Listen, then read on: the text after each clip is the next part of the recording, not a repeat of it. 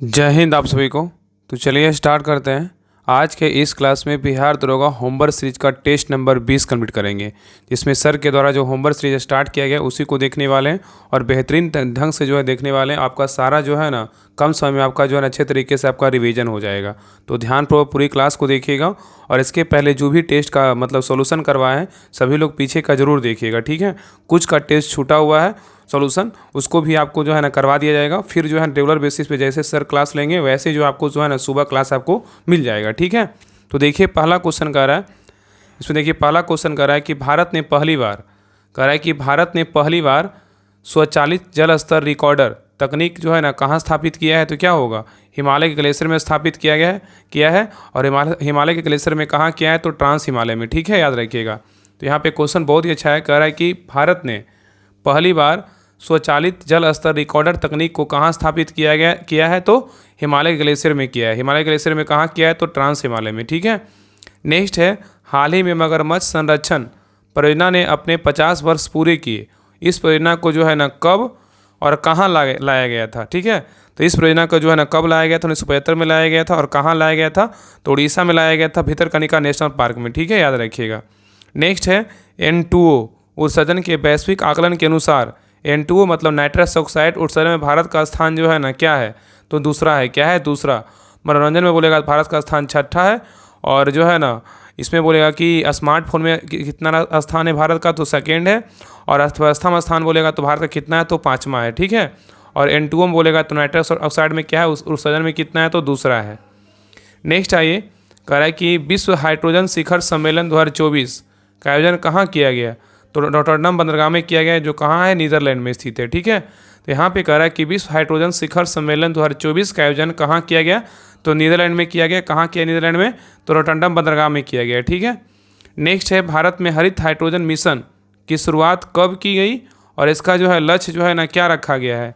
तो याद रखिएगा कि भारत में हरित हाइड्रोजन मिशन की शुरुआत 2023 में किया गया और इसका लक्ष्य जो है ना 2030 तक रखा गया है, ठीक है।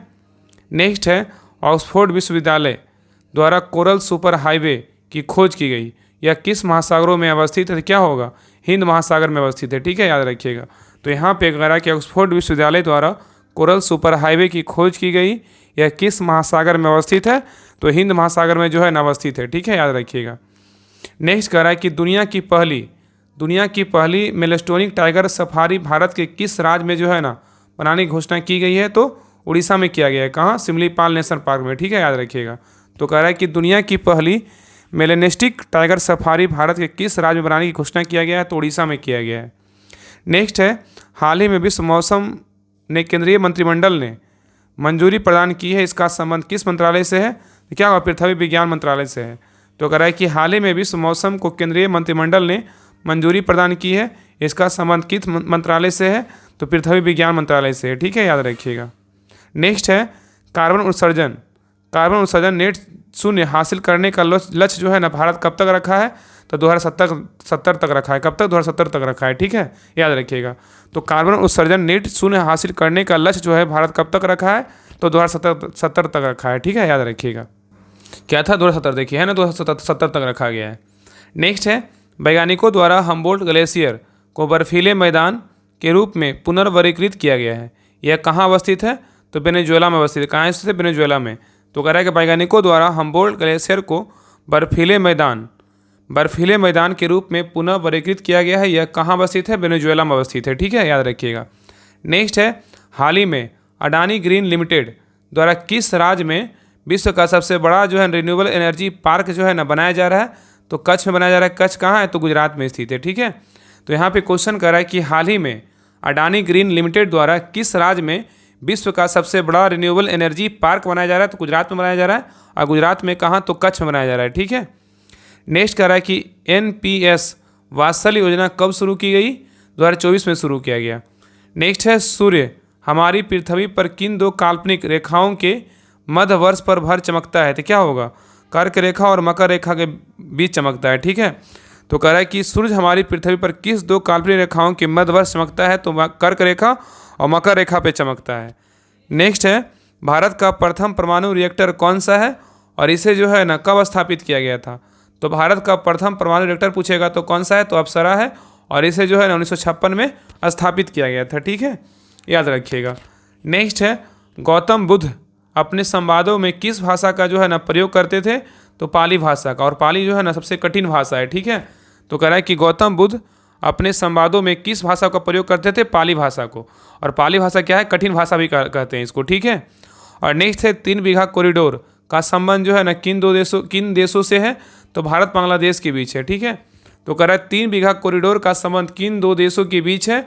किनके बीच संबंध है? तो भारत बांग्लादेश के बीच संबंध है। ठीक है, नेक्स्ट है, वर्ष 1916 के काल में बंगाल विभाजन रद्द करने की घोषणा जो है ना किसने की थी? तो हार्डिंग द्वितीय ने किया था। तो कह रहा है कि वर्ष 1910 से 1916 काल में बंगाल विभाजन रद्द करने की घोषणा किसने किया था? तो हार्डिंग द्वितीय ने किया था। नेक्स्ट है, वर्ष 1929 में भारतीय राष्ट्रीय कांग्रेस के लाहौर सत्र में के अध्यक्ष कौन चुने गए थे? तो पंडित जवाहरलाल नेहरू चुने गए थे। तो कह रहा है कि वर्ष 1929 में भारतीय राष्ट्रीय कांग्रेस के लाहौर सत्र के अध्यक्ष कौन चुने गए थे? तो पंडित जवाहरलाल नेहरू चुने गए थे। ठीक है, आगे देखिए। नेक्स्ट है, 42वां संविधान संशोधन 1976 से नीति निर्देशक तत्वों में कुल कितने निर्देशक तत्वों को शामिल किया गया है? तो 3 तत्वों को शामिल किया गया। एक 39 के क, 43 के क और 48 के क को शामिल किया गया। ठीक है, तो यहाँ पे क्वेश्चन कर रहा है कि 42वां संविधान संशोधन 1976 से नीति निर्देशक तत्वों में कुल कितने निर्देशक तत्वों को शामिल किया गया है? तो 3 तत्वों को शामिल किया गया है। नेक्स्ट है, मौलिक अधिकारों के निलंबन के संबंध में आपातकालीन प्रावधान का जो है ना कहाँ से लिया गया है? आपातकालीन जो प्रावधान है जर्मनी के संविधान से लिया गया है। ठीक है, नेक्स्ट है, संविधान के किस अनुच्छेद में नियंत्रक एवं महालेखा परीक्षक के स्वतंत्र पद की व्यवस्था किया गया है? तो अनुच्छेद 148 में किया गया है, जिसको CAG बोलते हैं। ठीक है, नेक्स्ट है, सरक्रिक विवाद किन 2 देशों के मध्य है? तो भारत पाकिस्तान के मध्य है। नेक्स्ट है, विश्व जलवायु परिवर्तन प्रदर्शन सूचकांक किस संस्था द्वारा जारी किया जाता है? तो जर्मन वॉच के द्वारा जारी किया जाता है। तो यहाँ पे कह रहा है कि विश्व जलवायु परिवर्तन प्रदर्शन सूचकांक किस संस्था द्वारा जारी किया जाता है? तो जर्मन वॉच के द्वारा जारी किया जाता है। नेक्स्ट है, किलाऊ और मोना लोआ ज्वालामुखी जो है ना कहाँ अवस्थित है? तो हवाई द्वीप में अवस्थित है। तो कह रहा है किलाउआ और मोना लोआ ज्वालामुखी कहाँ अवस्थित है? तो हवाई द्वीप में स्थित है। नेक्स्ट है, गुजरात में कच्छ की खाड़ी के तट के पास स्थित एक ज्वारीय बंदरगाह कौन सा है?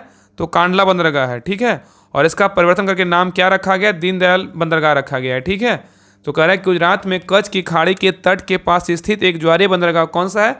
तो कांडला बंदरगाह है। नेक्स्ट है, द्रौपदी मुर्मू देश की पहली महिला आदिवासी राष्ट्रपति हैं। ये किस आदिवासी जनजाति क्षेत्र से आती हैं? तो संथाल से। कहाँ से आती है? संथाल से। नेक्स्ट है, भारत के संविधान की उद्देशिका को संविधान की आत्मा और हृदय की संज्ञा किसने दिया था? तो पंडित जवाहरलाल नेहरू ने दिया था। तो कह रहा है कि भारत के संविधान की उद्देशिका को संविधान की आत्मा और हृदय की संज्ञा किसने दिया था? तो पंडित जवाहरलाल नेहरू ने दिया था। नेक्स्ट है, भारत का सबसे बड़ा नदी द्वीप माजुली किन 2 नदियों के संगम पर बना है? तो लोहित और सुबनसिरी के बीच संगम पे बना है। ठीक है, तो यहाँ पे क्वेश्चन कर रहा है कि भारत का सबसे बड़ा नदी द्वीप माजुली किन 2 जो है ना नदियों के संगम पे बना है? तो लोहित और सुबनसिरी के जो है ना संगम पे बना है। ठीक है, याद रखिएगा। नेक्स्ट है, कह रहा है काला पानी विवाद। काला पानी विवाद का संबंध जो है ना किन 2 देशों से है? तो क्या होगा? भारत नेपाल से है। तो कह रहा है कि काला पानी विवाद का संबंध किन 2 देशों से है? तो भारत नेपाल से है। नेक्स्ट है, कौन सा विटामिन रक्त का थक्का बढ़ने में जो है ना बढ़ने के लिए क्या है? तो आवश्यक है। कौन सा विटामिन है? तो विटामिन K है। नेक्स्ट है, सिकंदर भारत का पर आक्रमण करने के लिए अफगानिस्तान के रास्ते काबुल होते हुए किस दर्रे से जो है ना भारत आया था? यहाँ पे क्वेश्चन कर रहा है कि सिकंदर भारत पर आक्रमण करने के लिए अफगानिस्तान के रास्ते काबुल होते हुए किस दर्रे से जो है ना भारत आया था? तो कौन सा दर्रा था? तो खैबर दर्रा। क्या हुआ? खैबर दर्रा। ठीक है, याद रखिएगा। नेक्स्ट है, कह रहा है हिंदुस्तान रिपब्लिकेशन एसोसिएशन की स्थापना कब और किनके द्वारा जो है ना की गई थी? बताइए क्या होगा? कह रहा है हिंदुस्तान रिपब्लिकेशन एसोसिएशन की स्थापना कब और किसके द्वारा किया गया था? तो हिंदुस्तान रिपब्लिकेशन एसोसिएशन की स्थापना 1924 में किया गया था, सजित नाथ सन्याल के द्वारा किया गया था। ठीक है, नेक्स्ट कह रहा है कि मौन घाटी भारत के जो है ना किस राज्य में अवस्थित है? यहाँ पे क्वेश्चन कर रहा है कि मौन घाटी भारत के किस राज्य में अवस्थित है? तो क्या होगा? केरल में अवस्थित है। नेक्स्ट है, भारत के समुद्री तटीय मैदानों में दीघा तट भारत के किस राज्य में जो है ना अवस्थित है? क्या होगा? पश्चिम बंगाल में अवस्थित है। तो कह रहा है कि भारत के समुद्र तटीय मैदानों में दीघा तट भारत के किस राज्य में अवस्थित है? तो पश्चिम बंगाल में अवस्थित है। नेक्स्ट है, चंदावर का युद्ध कब और किनके बीच हुआ था। यहाँ पे क्वेश्चन कह रहा है कि चंदावर का युद्ध जो है ना कब हुआ था, 1194 में हुआ था, और किनके बीच हुआ था, गौरी और जयचंद के बीच हुआ था, जिसमें गौरी का जो है ना विजय रहा था। ठीक है, गौरी क्या हुआ था, तो जीता था। ठीक है, नेक्स्ट आइए कह रहा है कि भारत का नवीनतम और सबसे बड़ा परमाणु बिजली संयंत्र जो है ना कौन सा है, क्या हुआ, कुंडनकुलम है। कहाँ स्थित है, तमिलनाडु में। तो कह रहा है कि भारत का नवीनतम और सबसे बड़ा परमाणु बिजली संयंत्र कौन सा है, तो कुंडनकुलम है, तमिलनाडु में स्थित है। नेक्स्ट है किस लॉ एस का उपयोग विद्युत उद्योगों में विशेष रूप से होता है, तो किस में होता है, मैग्नेटाइट। क्या होगा, मैग्नेटाइट। तो कह रहा है किस लॉ एस का उपयोग विद्युत उद्योगों में विशेष रूप से होता है, तो मैग्नेटाइट का होता है। ठीक है, नेक्स्ट है एल्यूमिनियम धातु का सर्वाधिक निष्कर्षण किस ऐस से किया जाता है, क्या होगा, बॉक्साइट। क्या होगा, बॉक्साइट। और सबसे ज़्यादा बॉक्साइट कहाँ होता है, उड़ीसा राज्य में होता है। ठीक है, नेक्स्ट है निम्नलिखित में से कौन से ऊर्जा के परंपरागत जो है ना स्रोत है। यहाँ पे कह रहा है कि कौन सा ऊर्जा का परंपरागत स्रोत है, उपयुक्त में से सही कथन को चुने। तो क्या होगा, पहला होगा पेट्रोलियम, उसके बाद क्या होगा, जल विद्युत परंपरागत स्रोत है, उसके बाद क्या होगा, प्राकृतिक गैस होगा। ठीक है, बायोगैस नहीं होगा। इसका राइट आंसर होगा 1, 2, 4 क्या है, बिल्कुल सही है। ठीक है, नेक्स्ट कह रहा है कि कौन सा सर्वोत्तम गुण वाला जो है ना कठोर कोयला है, तो एंथ्रासाइट है। क्या है, एंथ्रासाइट। क्वेश्चन बोला है कि कौन सा सर्वोत्तम गुण वाला कठोर कोयला है, तो कौन सा है, एंथ्रासाइट। नेक्स्ट है भारत में किस क्षेत्र में लिंगानाइट जो है ना, लिग्नाइट कोयले के प्रमुख भंडार मिलते हैं, तो कहाँ मिलता है, नवेली की खान। क्या होगा, नवेली खान। कहाँ है, तमिलनाडु में। तो कह रहा है कि भारत के किस क्षेत्र में लिग्नाइट कोयले के प्रमुख भंडार मिलते हैं, नवेली की खान में, और जो कहाँ अवस्थित है, तो तमिलनाडु में अवस्थित है।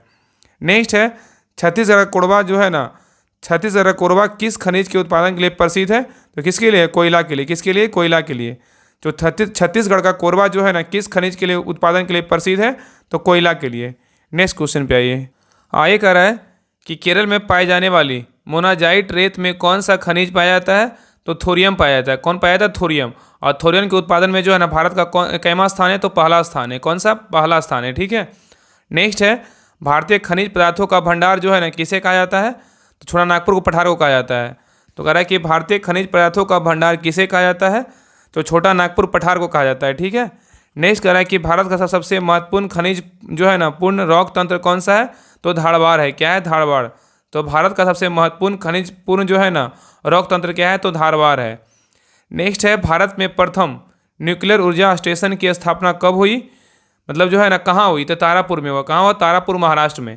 तो कह रहा है कि भारत में प्रथम न्यूक्लियर ऊर्जा स्टेशन की स्थापना कहाँ हुई, तो तारापुर महाराष्ट्र में हुआ। ठीक है, नेक्स्ट है कह रहा है कि बक्सर के युद्ध 1764 के समय गवर्नर जो है ना कौन था, तो वेंसिस्टार था। कौन था, वेंसिस्टार था।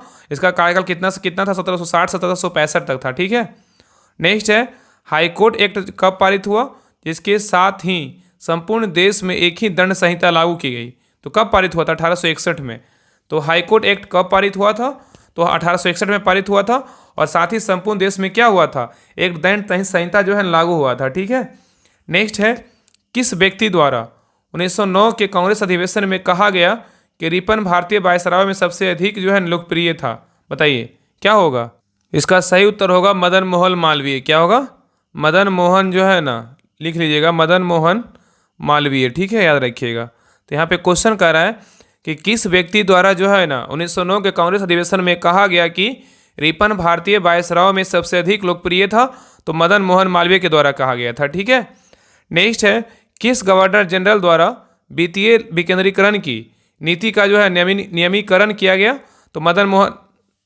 यहाँ पे एक मिनट यहाँ पे आंसर ना इसको सुधार लिया, यहाँ पे गवर्नर जनरल पूछा है, थोड़ा सा ना मिस्टेक हो गया। देखिए यहाँ पे कह रहा है ना कि किस गवर्नर जनरल द्वारा वित्तीय विकेंद्रीकरण की नीति का नियमीकरण किया गया, तो मेयो था। क्या था, मेयो था। ठीक है, कौन सा गवर्नर जनरल था, तो मेयो था। ठीक है, याद रखिएगा।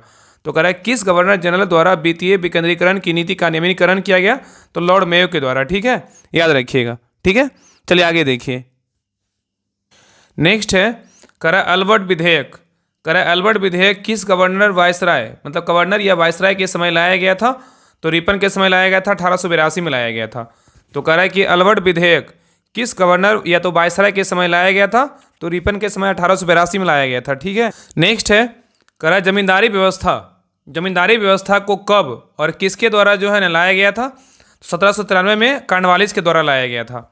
तो कह रहा है कि जमींदारी व्यवस्था को कब और किसके द्वारा लाया गया था, 1793 में कॉर्नवालिस के द्वारा लाया गया था। ठीक है, याद रखिएगा।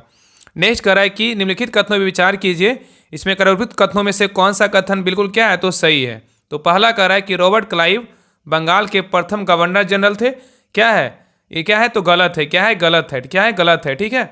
नेक्स्ट है यहाँ पे, अगर यहाँ रॉबर्ट क्लाइव है ना, यहाँ पे क्या है प्रथम गवर्नर जनरल पूछा, क्या है ये गलत होगा, ठीक है। यहाँ पे जो है ना सही उत्तर क्या होगा, बंगाल के प्रथम गवर्नर जनरल कौन था तो वारेन हेस्टिंग्स था। कौन था, वारेन हेस्टिंग्स था, ठीक है, वारेन हेस्टिंग्स था, हेस्टिंग्स था, याद रखिएगा, ठीक है। तब क्या होगा, सही होगा। यहाँ पे रॉबर्ट क्लाइव था, ये क्या है गलत है। दूसरा कह रहा है विलियम बेंटिंग भारत के प्रथम गवर्नर जनरल थे, ये क्या है बिल्कुल सही है। इसका राइट आंसर क्या होगा, ऑप्शन नंबर 2, केवल 2 क्या है सही है, ठीक है, याद रखिएगा। नेक्स्ट कह रहा है कि भारत में अंग्रेजों के समय प्रथम जनगणना, यहाँ पे क्वेश्चन कह रहा है कि भारत में अंग्रेजों के समय प्रथम जनगणना किसके शासनकाल में हुआ था, तो ये लॉर्ड मेयो का काल में हुआ था, 1872 में हुआ था, ठीक है, याद रखिएगा। नेक्स्ट है भारत में स्थानीय स्वायत्त शासन को किसने प्रोत्साहित किया था, तो रिपन ने किया था 1882 में। तो कह रहा है कि भारत में स्थानीय स्वशासी शासन को किसने प्रोत्साहित किया था, तो रिपन ने किया था 1882 में। नेक्स्ट है किस गवर्नर जनरल ने भारत में दास प्रथा को समाप्त किया था, तो एलन ब्रो ने किया था। कौन किया था, एलन ब्रो ने किया था। नेक्स्ट है कलकत्ता में एशियाटिक सोसाइटी की स्थापना के समय बंगाल का गवर्नर जनरल जो है ना कौन था, तो वारेन हेस्टिंग्स था। कौन था, वारेन हेस्टिंग्स। तो कह रहा है कलकत्ता में एशियाटिक सोसाइटी की स्थापना के समय बंगाल का गवर्नर जनरल कौन था, तो वारेन हेस्टिंग्स था। और एशियाटिक सोसाइटी की स्थापना जो है ना 1884 में किसने किया था, तो विलियम जोन्स ने किया था, ठीक है। नेक्स्ट है कर्नाटक राज्य में स्थित बाबा बुदन की पहाड़ियाँ निम्नलिखित में से किस खनिज के उत्खनन के लिए जो है ना प्रसिद्ध है, किस खनिज के लिए, तो लौह अयस्क के लिए क्या है प्रसिद्ध है, ठीक है। नेक्स्ट है कोयले की खानों के लिए प्रसिद्ध क्षेत्र कोरबा किस राज्य में अवस्थित है, तो छत्तीसगढ़ में जो है ना अवस्थित है, ठीक है। नेक्स्ट है बैलाडीला खान से खनन के लिए, बैलाडीला खान से खनन किए जाने वाले लौह अयस्क को निम्नलिखित में से किस बंदरगाह से निर्यात किया जाता है, तो विशाखापट्टनम से किया जाता है। कहाँ है, आंध्र प्रदेश में, ठीक है। नेक्स्ट है भारत के किस राज्य में देश का सबसे बड़ा तटवर्ती प्राकृतिक गैस भंडार है, तो असम में है। तो यहाँ पे क्वेश्चन कर रहा है कि भारत के किस राज्य में देश का सबसे बड़ा तटवर्ती प्राकृतिक गैस भंडार है, तो असम में है।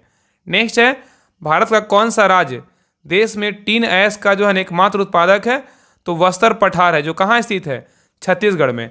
तो कह रहा है कि भारत का कौन सा राज्य देश में टीन ऐश का एकमात्र उत्पादक है, तो बस्तर पठार है, जो छत्तीसगढ़ में स्थित है। नेक्स्ट है भारतीय संविधान के किस संशोधन ने मौलिक कर्तव्यों की सूची का जो है ना दावा किया है, तो 42वां संविधान संशोधन 1976। तो कह रहा है कि भारतीय संविधान के किस संशोधन ने मौलिक कर्तव्यों की सूची का दावा किया है, तो 42वां संविधान संशोधन 1976। नेक्स्ट है भारत की संप्रभुता, एकता और अखंडता की रक्षा और उसे अक्षुण्ण रखना किसके तहत जो है उल्लेखित का प्रावधान है, तो मौलिक कर्तव्य। तो कह रहा है कि भारत की संप्रभुता, एकता और अखंडता की रक्षा और उसे अक्षुण्ण रखना किसके तहत उल्लेखित का प्रावधान है, तो मौलिक कर्तव्य, ठीक है। नेक्स्ट कह रहा है कि निम्नलिखित में से जो है ना कौन सा एक मौलिक कर्तव्य, यहाँ पे कह रहा है कि निम्नलिखित में से कौन सा एक मौलिक कर्तव्य जो है ना क्या है, तो मौलिक कर्तव्य है। यहाँ पे कौन सा मौलिक कर्तव्य है, यहाँ पे बताना है कि कौन सा जो है ना मौलिक कर्तव्य है। देखिए तो यहाँ पे क्या होगा, पहला क्या है, राष्ट्रीय महत्व के स्मारकों के स्थानों की रक्षा करना, ये क्या है, मौलिक कर्तव्य है।